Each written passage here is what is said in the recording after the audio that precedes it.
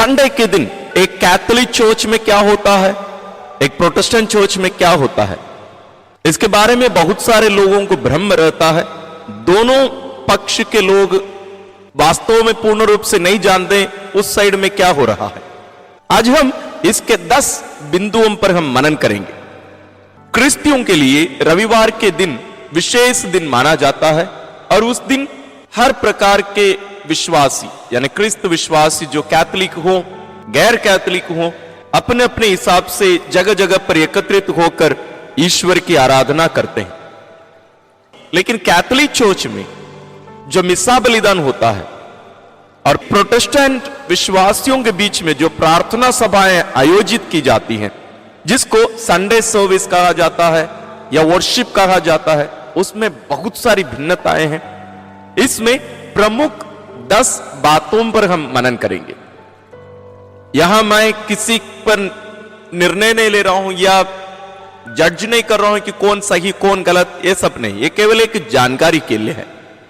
आप कोई कैथोलिक भी होंगे, आपको भी इसकी जानकारी की जरूरी है, और आप कोई गैर कैथोलिक भी होंगे, आपको भी यह जानना जरूरी है कि कैथोलिक चर्च में भी क्या होता है। तो आइए हम प्रारंभ करते हैं। सबसे पहला, कैथोलिक विश्वास के अनुसार जो मिस्सा बलिदान कहा जाता है वो वास्तव में कोई मानव कार्य नहीं है। ये वास्तव में कोई मनुष्य मिलकर करने वाला कोई कार्य नहीं है, बल्कि यहां ईश्वर उपस्थित होकर ये कार्य करते हैं, यानी ये ईश्वरीय कार्य है। सबसे महत्वपूर्ण बात, तो मनुष्यों का क्या काम है? मनुष्य इसमें सहभागी होते हैं। आपको लगेगा वहां एक पुरोहित यानी फादर खड़े हैं जो मुख्य याजक कहे जाते हैं, वो कौन है? फिर वो अभिषिक्त हैं। इसके बारे में हम आने वाले बिंदु पर मनन करेंगे। इस बात पर लेकिन हम ध्यान दें कि मिस्सा बलिदान जो कहा जाता है, पवित्र यूकरिस्तीय बलिदान, ये कोई मानव कार्य नहीं, ईश्वरीय कार्य है, जिसमें मनुष्यों को ईश्वर सहभागी होने के लिए आमंत्रित करते हैं। दूसरी ओर जो प्रेयर सर्विस है, जो प्रोटेस्टेंट चर्चेस में जो वर्शिप या सर्विस होते हैं, वो मनुष्यों द्वारा किए जाने वाले कार्य हैं। इसको उन लोग भी इनकार नहीं करेंगे। ये मनुष्यों का कार्य है, ईश्वर की स्तुति करने का एक तरीका, जो वास्तव में कैथोलिक चर्च में भी होता है। जैसे कैथोलिक चर्च में करिश्माई प्रार्थनाएं जो होती हैं, उसी प्रकार में वहां प्रोटेस्टेंट चर्च में संडे सर्विस होती है, उसमें ज्यादा फर्क नहीं है। और दूसरी बात है, मिस्सा बलिदान का एक स्ट्रक्चर है, यानी ये पवित्र यूकरिस्तीय बलिदान या मिस्सा बलिदान 4 भागों में सामान्य रूप से बांटा गया है। प्रथम प्रारंभिक विधि, दूसरा शब्द समारोह, तीसरा यूकरिस्तीय समारोह और चौथा है समापन विधि।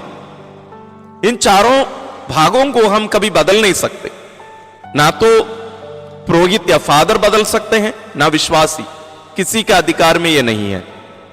दूसरी ओर जो प्रेयर सर्विसेस होते हैं, उसमें कोई निर्धारित ढांचा या स्ट्रक्चर नहीं है। वहां उपस्थित लोग या जो प्रमुख जो उसका संचालन कर रहे हैं, उनकी इच्छा अनुसार उसका स्ट्रक्चर और ढांचा बदल दिया जा सकता है।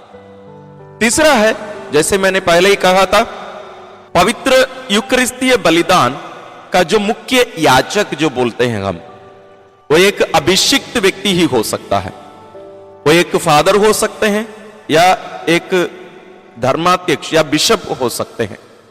अन्य कोई भी व्यक्ति इस कार्य को नहीं कर सकते हैं, क्योंकि कैथोलिक शिक्षा के अनुसार, विश्वास के अनुसार, जैसे पहले बिंदु में हम जो कहे हैं, यह मानव कार्य नहीं, यह ईश्वर का कार्य है। शायद आपको याद होगा पुराने विधान में जब भी ईश्वर इस्राएलियों के साथ विधान किए, वहां कोई मध्यस्थ हुआ करते थे, वो ईश्वर के नाम पर वहां उपस्थित होते थे, वो मूसा हो या अन्य कोई भी व्यक्ति हो।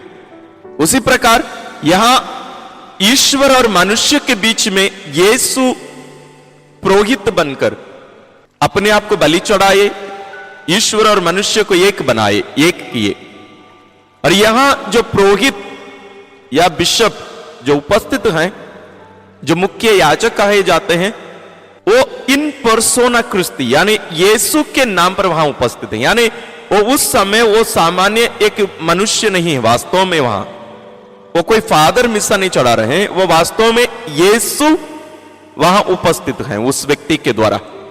इसके बारे में हम इसके पहले भी बहुत सारे वीडियोस बनाए हैं यूकरिस्ती के बारे में, वास्तव में वहां क्या होता है। यदि आप नहीं देखे आप जरूर देखिए, उन वीडियोस के लिंक्स हम डिस्क्रिप्शन में दे रहे हैं, आप जरूर देखिए। जबकि जो प्रेयर सर्विस होती है उसको कोई भी व्यक्ति कर सकता है, उसके लिए अभिषिक्त होने के लिए या ईश्वर द्वारा अभिषेक किया हुआ एक व्यक्ति होने की जरूरत नहीं है। जबकि वहां प्रोटेस्टेंट चर्चेस में कई संस्कार नहीं होते हैं जैसे कैथोलिक चर्च में है, तो ये अभिषेक जैसे कैथोलिक कलीसिया मानती है वैसे वहां होता भी नहीं है।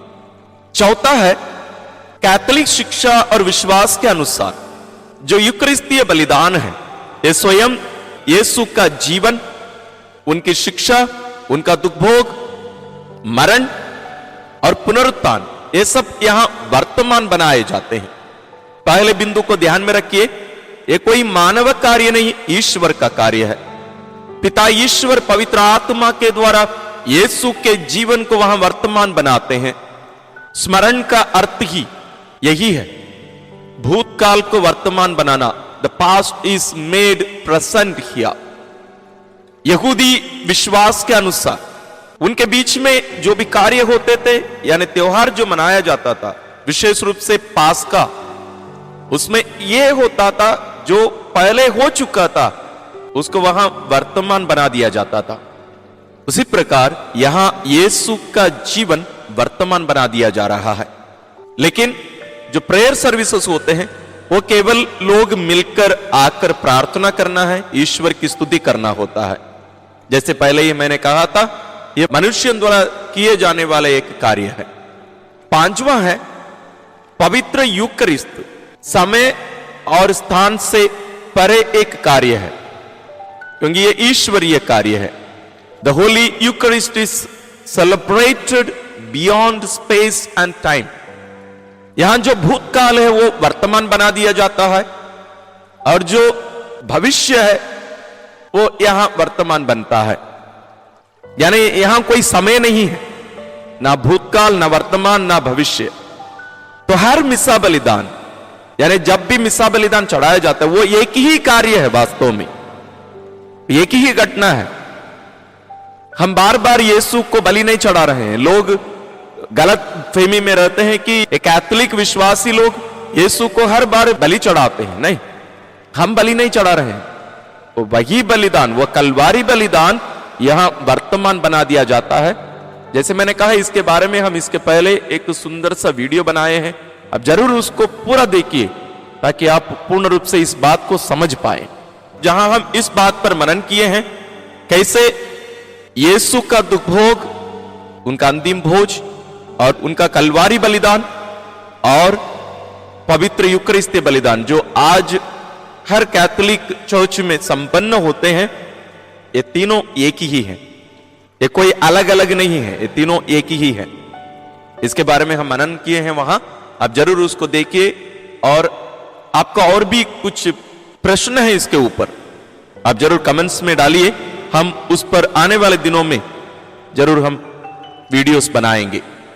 लेकिन यहां जो प्रेयर सर्विसेज होते हैं वहां कोई ना तो भूतकाल के बारे में कोई बात है, ना भविष्य के बारे में, केवल यहां इस समय जो होता है वही है, क्योंकि ये मानव कार्य है। छठवां है, जैसे मैं पहले ही पवित्र मिसा बलिदान का जो स्ट्रक्चर है उसको बताया 4 भागों में, इसको हम बदल नहीं सकते हैं।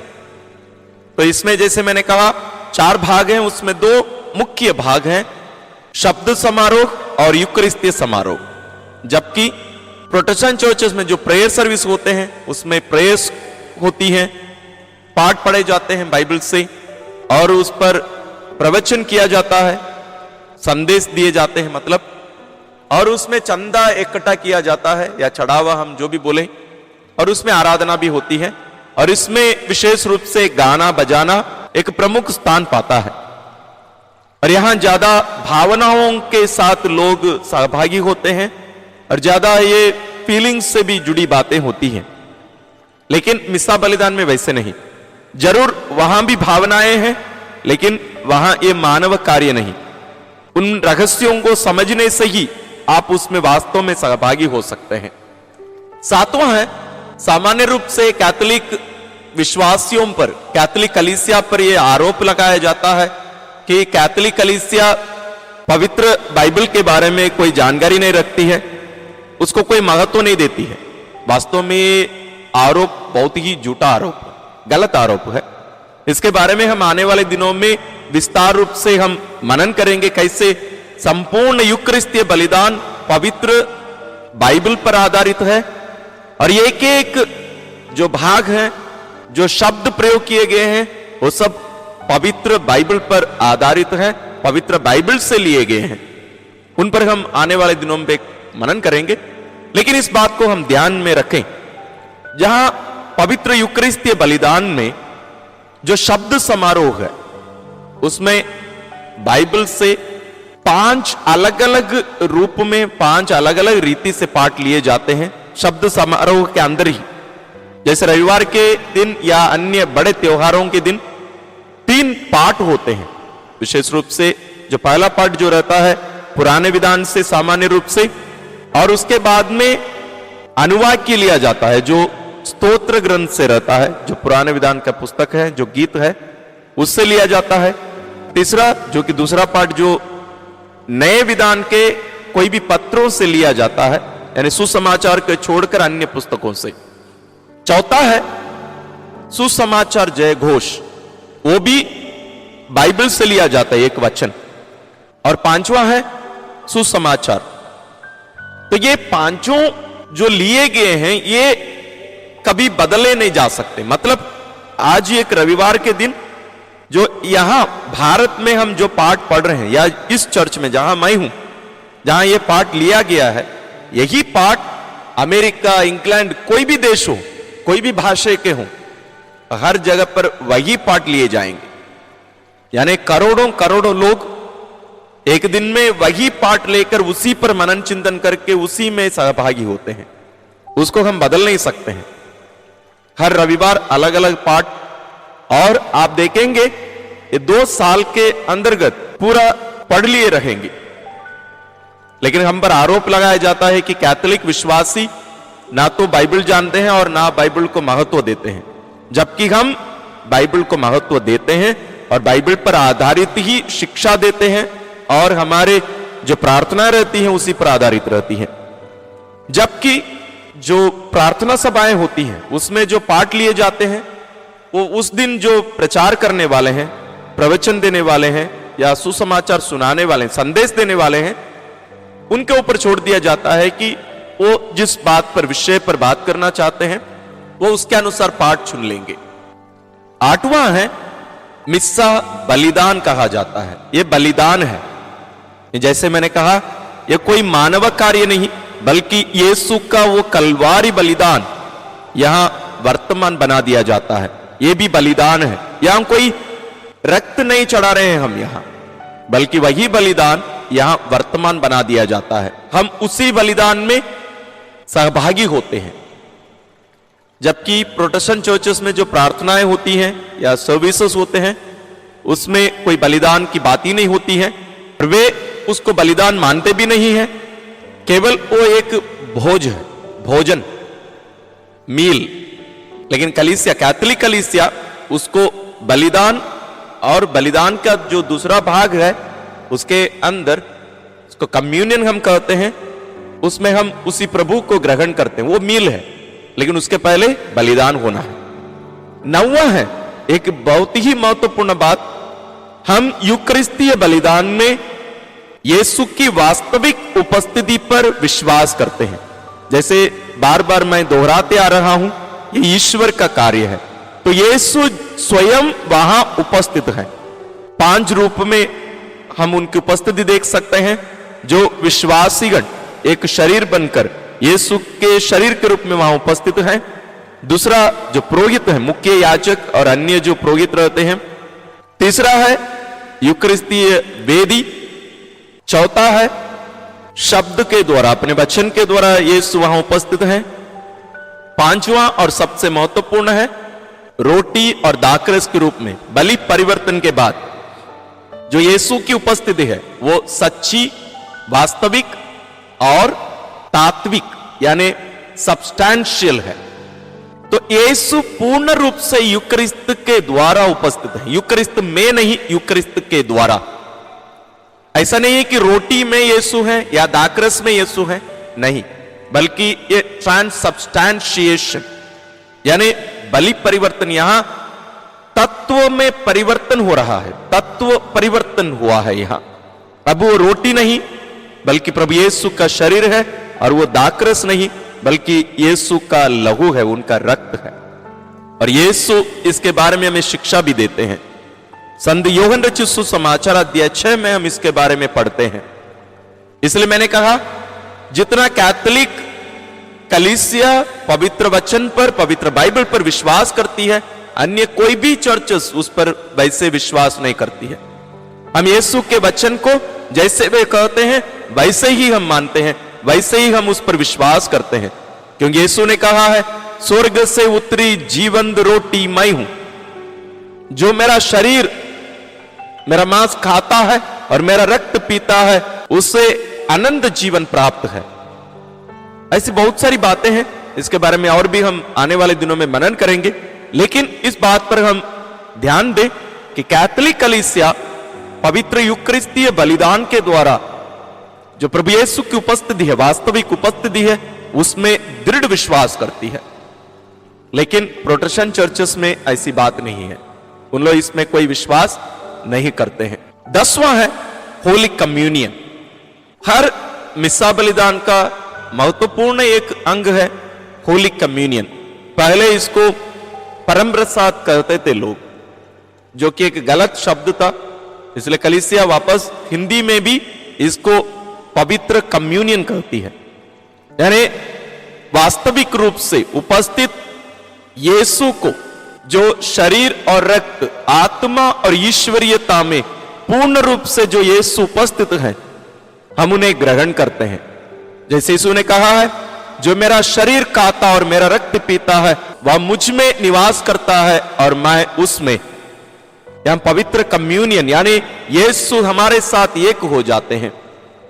लेकिन प्रोटेस्टेंट चर्चेस में ऐसा होता नहीं है। उन लोग भी जो प्रभु भोज जो करते हैं उसमें रोटी को यीशु का रूप एक माना जाता है, लेकिन यीशु की उपस्थिति नहीं मानी जाती है। उसको एक रोटी के रूप में खाते हैं और उसके बाद वो समाप्त हो जाता है। लेकिन कैथोलिक कलीसियाई शिक्षा के अनुसार, विश्वास के अनुसार, एक बार वहां बलि परिवर्तन हो गया, अब रोटी नहीं स्वयं यीशु है। जब तक वो रोटी का रूप रहेगा तब तक यीशु की उपस्थिति है। तो ये रहे 10 महत्वपूर्ण बातें जिसको हमें जानने की जरूरी है। कैसे कैथोलिक कलीसिया का जो मिस्सा बलिदान है संडे या अन्य साप्ताहिक दिनों में जो मनाते हैं, जहां वहां जो फादर लोग मिस्सा बलिदान चढ़ाते हैं, वो अलग अलग रंग के कपड़े पहनकर एक धूमधाम से ये मनाया जाता है। और वहां उस वेदी के आसपास में हम देखते हैं वहां स्वर्गीय उपस्थिति भी रहती है। एक अलग ही प्रकार के एक माहौल वहां बनाया जाता है, जबकि अन्य जो प्रेयर सर्विसेज होते हैं वहां का माहौल अलग रहता है। वहां एक प्रकार से जो प्रचार करने वाले हैं, जो संदेश देने वाले हैं, वो केंद्र बनते हैं, जबकि यहां पवित्र मिस्सा बलिदान में यहां ईश्वर केंद्रित कार्य होते हैं, क्योंकि ये ईश्वर का कार्य है जिसमें हम सहभागी हो रहे हैं। तो इन बातों को हम गहरे रूप से मनन करें, समझें, और जो पवित्र मिस्सा बलिदान के बारे में आपके जो भ्रम है या संदेह है उसको आप दूर करिए।